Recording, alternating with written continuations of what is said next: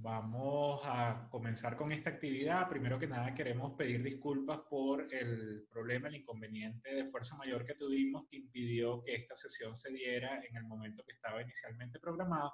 Pero, bueno, tal como era nuestro compromiso, aquí estamos para hablar de un tema que creo que a los bucavistas nos interesa mucho y agradecemos a todas las personas que en este momento nos están viendo a través de nuestro canal de YouTube. Se trata de el proceso, el plan estratégico que en este momento está iniciando la universidad. Es un plan estratégico que abarca el trienio 2020-2022, pero que además de eso tiene digamos, el reto de transformar la universidad o de montar a la Universidad Católica Andrés Bello en una nueva dimensión que es el reto de las universidades en el mundo entero.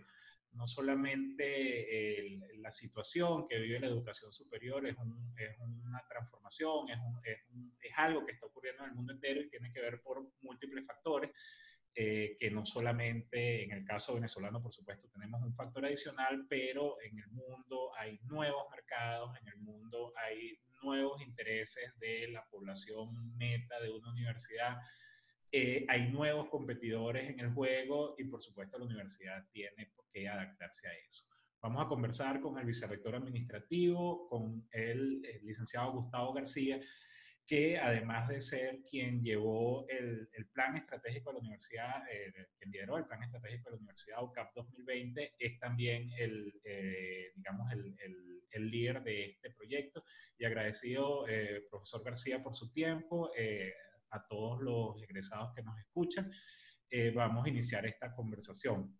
Gustavo, una de las cosas que veíamos era justamente el iniciar un proceso de transformación, el comenzar un proceso de transformación de la universidad, que es indispensable, digamos, no es una cosa que se decide por capricho, pero en un momento, además, donde probablemente las columnas los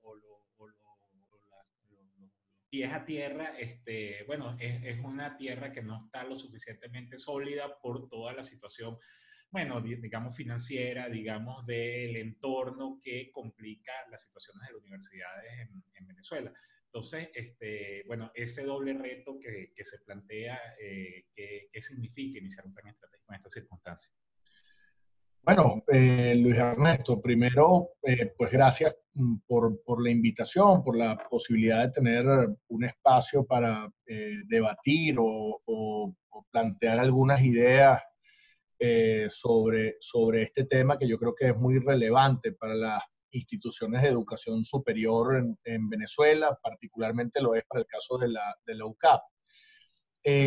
Pues mira, nosotros tengo dos elementos que creo que son fundamentales para responder a este planteamiento con el cual tú inicias la conversación.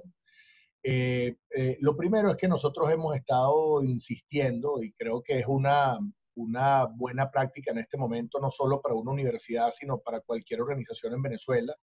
Hemos estado insistiendo en que en momentos como este es tan mala la miopía como la presbicia. Es decir, es tan mala la presbicia, nos referimos con esto a la pérdida de capacidad de ver lo que está justo frente a ti, de ver con claridad la emergencia que tienes enfrente. O sea, aquel que actúe como si no hay una coyuntura que efectivamente te golpea, y que exige la toma de medidas de muy corto plazo que requieren ser revisadas todos los días. Pues bueno, el que no haga eso, el que no atienda la emergencia también con un sentido estratégico y dándole la importancia que tiene, pues yo creo que tiene unas altas probabilidades de no tener éxito.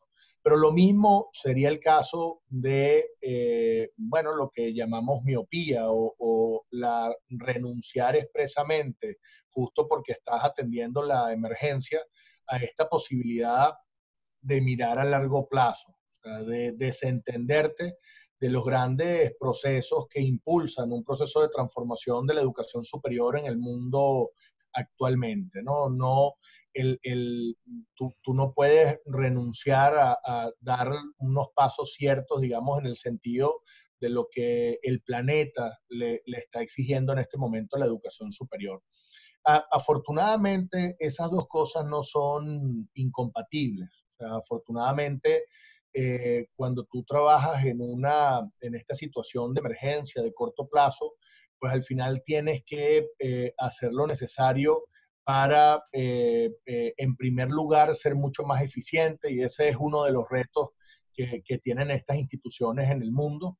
Y además tienes que hacer lo necesario para tratar de captar fondos que hagan posible la ejecución de la estrategia por canales que no son los canales tradicionales. Y eso también es un gran reto para las instituciones de educación superior en el mundo, siendo que han disminuido de manera importante los subsidios o los aportes del Estado para poder mantener estas instituciones. Entonces, de alguna manera, el contexto de emergencia te ha obligado a dar pasos que incluso van en ese mismo sentido de la transformación. Sin embargo, creo que sí hay un reto ahí de fondo muy importante. Creo que ese otro reto tiene que ver con la propia valoración que hacen los actores que tienen vida alrededor de una comunidad universitaria, la valoración que hoy hacemos en Venezuela de la propia educación o del trabajo. O sea, el gran reto quizás de atención de la emergencia con un sentido estratégico, tiene que ver con que estamos en una sociedad que permanentemente invita a desvalorizar la educación. Los jóvenes terminan pensando que pues o no tiene ningún sentido, o que incluso no ayuda a la inserción efectiva en el mercado de trabajo, o al final, ¿qué importa eso? Porque el mercado de trabajo solo puede ofrecerte condiciones precarias. Pero también es un contexto que lleva a la desvalorización del trabajo, de la propia actividad docente, porque bueno, al final no tienes una compensación que te permita tener una vida digna, por el tema de la inflación y el incremento de los costos de lo que es necesario para vivir dignamente. Entonces, también le pasa a los ejecutivos, incluso a los que tienen el liderazgo dentro de estas instituciones. Entonces, sí hay en este abordaje con un sentido estratégico de la coyuntura, que trabajar mucho en esto, porque si eso se termina consolidando, pues la gente no le encuentra mucho sentido a largo plazo. Eh, y sin que los diferentes actores de la comunidad universitaria remen en ese sentido, porque siempre hay una razón para pensar que lo que hacen no importó para nada o no tiene valor, etcétera, porque no logramos conectarnos con esos otros elementos intrínsecos de la propia actividad y que van más allá de la propia compensación en metálico, entendiendo que tenemos todos un gran reto. Si no logramos que todos asumamos esto como, bueno, eso, unas dificultades adicionales, entendemos que siempre hay retos mayores, temas de salud, cosas que pasan a los familiares, pero tenemos que tratar de conectarnos con eso. Al final, hay incluso en el mundo, hay artículos que hablan sobre las universidades en guerra y cómo termina siempre habiendo un espacio para que el docente y el estudiante se busquen para intercambiar conocimientos y conversar sobre lo que sucede. Entonces, si incluso en esos contextos hay un espacio para esto, pues también lo tenemos que tener en contexto como lo que ocurre hoy en Venezuela, ¿no? Entonces, en primer lugar, te respondo por esa vía, ¿no? Claro, planteas ahí, bueno, planteas varias cosas y hablas bueno, haces una analogía con una universidad en guerra, ¿no? Uno a veces le cuesta pensar en eso, en esa dimensión, pero por supuesto que hay situaciones que hacen válida la analogía. Y a fin de cuentas somos, y eso sí es una realidad, y eso hablan los números, somos una universidad más pequeña de la que éramos, somos una universidad además socialmente más compleja de lo que éramos a finales del siglo pasado, a comienzos de este siglo, una universidad compuesta socialmente con mucho bueno, por un lado más rica, pero mucho más heterogénea, que también influye en las decisiones que se tomen. ¿Por qué? Porque estamos hablando de un mercado también distinto, ¿no? Un mercado cuando hablamos de los jóvenes, de los recién salidos del bachillerato, etcétera, estamos pensando en un chamo que, bueno, viene de todo tipo de estrato y además con intereses distintos que probablemente, y con las prisas propias de esta generación que ve en 4 años o 5 años de una carrera un plazo larguísimo, ¿no? Una visión de muy largo plazo para las urgencias de hoy en día. Hay respuestas a esas salidas, hay respuestas a esas demandas de los jóvenes. Sí, bueno, déjame abordar este tema tratando de responder a dos cosas que tú colocas sobre la mesa.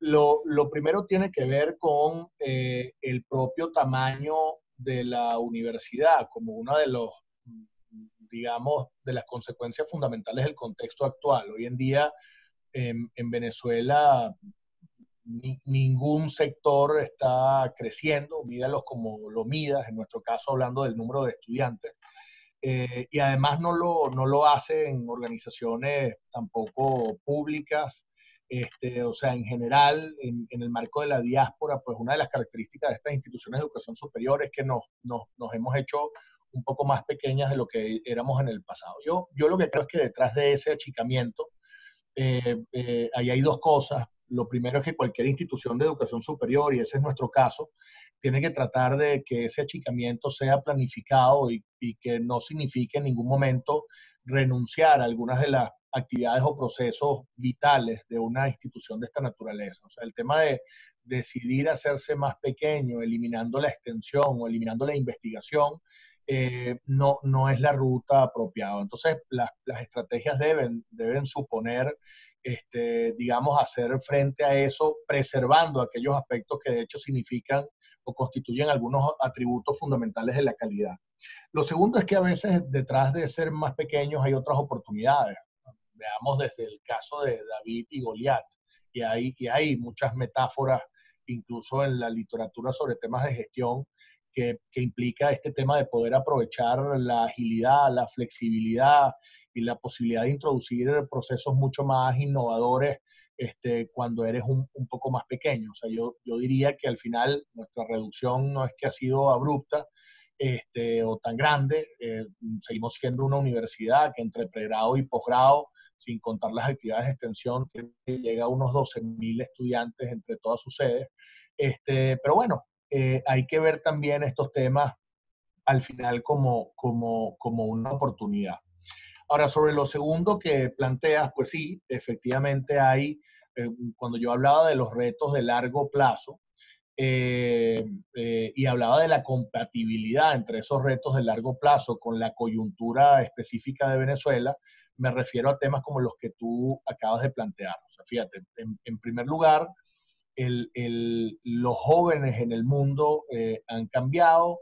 Eso plantea unas demandas o expectativas distintas para el mercado educativo. Hay más interés por carreras más cortas, no son la principal opción. Una vía de formación, o no es la única opción en este momento para los jóvenes, una vía de formación de largo plazo. Bueno, en ese sentido ahí hay un primer reto para las instituciones de educación superior. La estrategia en este caso tiene que ver con la posibilidad de consolidar otros caminos por la vía de la extensión, pensar en otras rutas de formación que impliquen la aplicación de la tecnología, el desarrollo de algunas capacidades técnicas, incluso haciendo que la propia experiencia de enrolarse en una titulación de largo plazo no signifique renunciar a la posibilidad de profundizar en otros conocimientos o en otros temas que también son del interés para los jóvenes. En segundo lugar, o ya diría yo, este reto además esta ahora tiene un acento particular en el caso venezolano. En una coyuntura como la actual, y en contextos en crisis como este, también muchos jóvenes se plantea la posibilidad del autoempleo como una ruta de inserción al mercado de trabajo. De modo que, si bien es un tema en el mundo, particularmente en instituciones de educación superior en contextos como el nuestro, el tema de poder profundizar en la formación para el emprendimiento, el desarrollo de las capacidades en este tema, y que el joven también encuentre una ruta para digamos, pulir o consolidar una opción de emprender un negocio propio, también es un tema central. En el caso venezolano, tal como tú lo dijiste, se enfrentan niveles de deserción importantes. Cualquier institución que intenta ser inclusiva, dado el deterioro de la educación previa a la universitaria, al final tiene que tener programas de acompañamiento académico y programas de acompañamiento integral que tienen que superar de manera muy importante lo que tenías en el pasado. Nuestra institución pasó de tener un 20% hace varios años de gente con beca a tener la mitad de la universidad con alguna forma de ayuda económica, pero además sabemos que no se trata solo de lo económico, sino de un acompañamiento académico integral. Pero ojo que esto también es un tema en el mundo. O sea, los jóvenes de hoy necesitan más acompañamiento en los temas vocacionales, en el desarrollo de su propio plan de vida. Entonces, fíjate cómo nuevamente estos temas de las exigencias de la coyuntura se conectan con lo que también va ocurriendo en el mundo, ¿no? Hay también otras cosas. La preocupación por la calidad y las formas de medir la calidad en el mundo están todo el tiempo en revisión. Uno de los mecanismos ha sido recurrir a esquemas de acreditación. Eso a veces encuentra sus críticas en el tema de dejar a un tercero la evaluación de los atributos de calidad de una institución de educación superior, pero al menos los estados han trabajado en la consolidación de mecanismos que te permitan definir las tipologías de universidades y en función de ello estructurar las políticas de apoyo. Nosotros, estos retos por la calidad, por el cumplimiento de buenas o de mejores prácticas, por el trazar una hoja de ruta que signifique o la obtención o el cumplimiento de un conjunto de criterios de la acreditación, debería estar en la agenda de las instituciones de educación superior. Lamentablemente, pues las políticas estadales no van por esa vía, no hay los criterios en este momento para distinguir entre una y otro tipo de universidad y estructurar mecanismos de apoyo en consecuencia. Entonces, pues al final tienes que tratar de definir mecanismos internos para valorar la calidad, y tienes que hacerlo también en atención a las buenas prácticas que se van discutiendo a nivel internacional. Este es otro tema. Tú también lo planteabas, comienzan a haber nuevos actores en el mundo de la educación superior, las propias organizaciones en el mundo están desarrollando universidades corporativas, pero también comienza a haber otros actores distintos en el sector privado. Todo parece indicar que al final la posibilidad de estructurar las cosas que tienes que hacer en materia de educación superior implica no hacerlas en solitario, sino hacerlas en el marco de alianzas con terceros. Eso es un tema central. El otro tema es que los procesos de enseñanza, o sea, con el avance de la tecnología, está claro que los procesos de enseñanza y aprendizaje están cambiando de manera muy importante, simplemente porque son ahora mucho más variadas y están a la mano las formas de acceder al conocimiento, y eso plantea cambios en el propio rol docente, en la dinámica de lo que ocurre en el aula, pero también te posibilita llegar casi a cualquier lugar del mundo a través de una conexión a Internet. Entonces, esto plantea tantos retos como oportunidades. Sí es verdad que en contextos como el venezolano a veces los temas de conectividad pueden constituir una barrera, pero eso no significa que las instituciones tengan que hacer lo necesario como para poder entender que la forma de aprender, de llegar al conocimiento es muy distinta. Algunos textos incluso plantean cómo el rol del docente tradicional irá variando de manera importante a alguien que más bien será mucho más experto en temas de guiar a la persona para llegar al conocimiento que está buscando, no tanto repetir algo que él conoce, porque es que ahora eso seguramente está a la mano en algún sitio. Entonces, las instituciones de educación superior no pueden partir de, digamos, ignorar esa realidad en una mirada absurda que es, pero si en Venezuela, que además es risible, pues no hay internet, entonces, ¿qué nos vamos a plantear esto? Entonces te quedas dormido en el aparato pensando que son temas, pues, al final inalcanzables y al final no es verdad. O sea, plantean retos adicionales, nuevos esquemas. Yo creo que si hay alguna ventaja en contextos como el venezolano en este momento es que te invitan permanentemente a innovar. Y fíjate que no es casualidad que, por ejemplo, en la participación de nuestros estudiantes, en los congresos, jornadas, en los modelos de Naciones Unidas, estudiantes de todas las universidades venezolanas tienen éxito, porque al final ese es el lado positivo que tienen los contextos de este tipo, que te permanentemente plantean una invitación o un reto para profundizar en el análisis, para profundizar en el esquema de debate y para profundizar, digamos, en fórmulas realmente innovadoras. Junto con estos retos, el de virtualización, está el de internacionalización. Cuando yo hablo de las conexiones, hablo también de unas conexiones en red y a nivel mundial. Menos mal que nuestra universidad pertenece a una red latinoamericana, en el caso de USAL, pero también una red mundial de universidades jesuitas. Eso nos da posibilidades, digamos, de intercambio a las cuales podemos sacar mucho provecho, ¿no? Pero como lo ves, insisto en el tema de que esas transformaciones no están al final desconectadas de los esfuerzos que tú tienes que hacer por responder a una agenda de emergencia y de corto plazo. Sí, y además una cosa bueno, reiteradas veces has planteado y tiene que ver que ni la agenda de corto plazo ni esa mirada estratégica, una visión de largo plazo están desconectadas con unos atributos que caracterizan, en este caso, a la Universidad Católica, o sea, que nos caracterizan a nosotros. No se atiende la agenda de corto plazo a la emergencia, descartando opciones y acciones que nos caracterizan a nosotros como Universidad Católica y mucho menos a la agenda de largo plazo. Y eso tiene que ver mucho con el compromiso, eso tiene que ver mucho con cómo se mira la universidad de cara a su rol dentro del país y cómo se mira la universidad de cara al rol con los actores circundantes con bueno, su compromiso social y su responsabilidad social. Nada de eso es accesorio, nada de eso es complementario, sino que de algún modo forma parte del core de la universidad y de todo lo que se piense hacer de cara al futuro.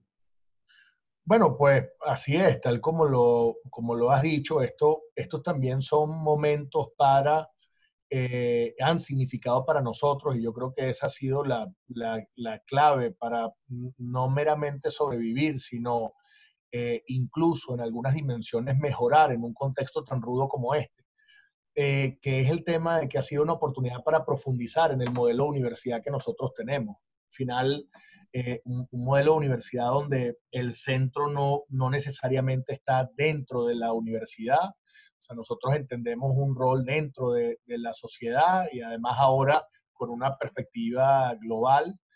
Nosotros tenemos un modelo formativo que apuesta al tema de formación integral y eso es especialmente pertinente en un contexto como el actual de pérdida de valores, de desvalorización de aspectos tan importantes en la vida como la educación o el trabajo. Eh, es un momento para profundizar un esquema de formación donde nosotros entendemos que un joven para poder cambiar, transformar la realidad que le rodea, tiene que ser formado con un pie, digamos, en la modernidad, en aquello que quiere lograr, pero al mismo tiempo el otro pie en la propia realidad venezolana, o sea, comprendiendo a profundidad los retos y las necesidades de las comunidades, de la mayoría de la población del país. Entonces, tal como lo has planteado, es muy difícil pensar o es imposible o no tiene sentido pensar en universidades que son muy exitosas, que se montan dentro de sociedades pues que no logran encontrar una ruta de desarrollo y de productividad. El trabajo de la universidad está precisamente en ese sentido. Por eso, además, como parte de nuestra agenda, todo el tema de la profundización, de los temas de investigación, incluso los temas de transferencia son vitales. La universidad en este momento va para ya varias ediciones anuales de la encuesta de condiciones de vida en el país. Estamos en este momento planteándonos una segunda edición de la encuesta de juventud.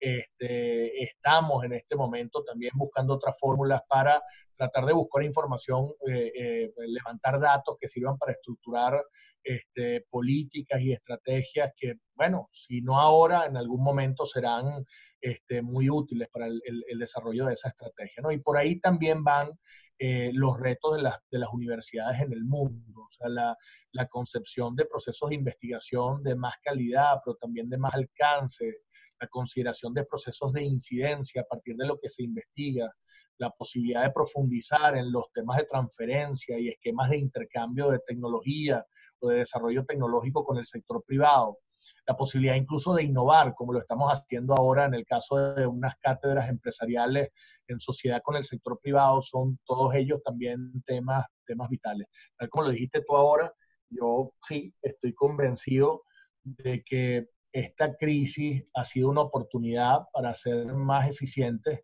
ha sido una oportunidad para profundizar en nuestro modelo, para reencontrarnos con nosotros mismos de una manera mucho más profunda. Y por supuesto que uno cuando plantea eso tiene que terminar reconociendo que eso ha sido gracias al reto de los diferentes actores de la comunidad universitaria, porque para todos ha sido muy difícil.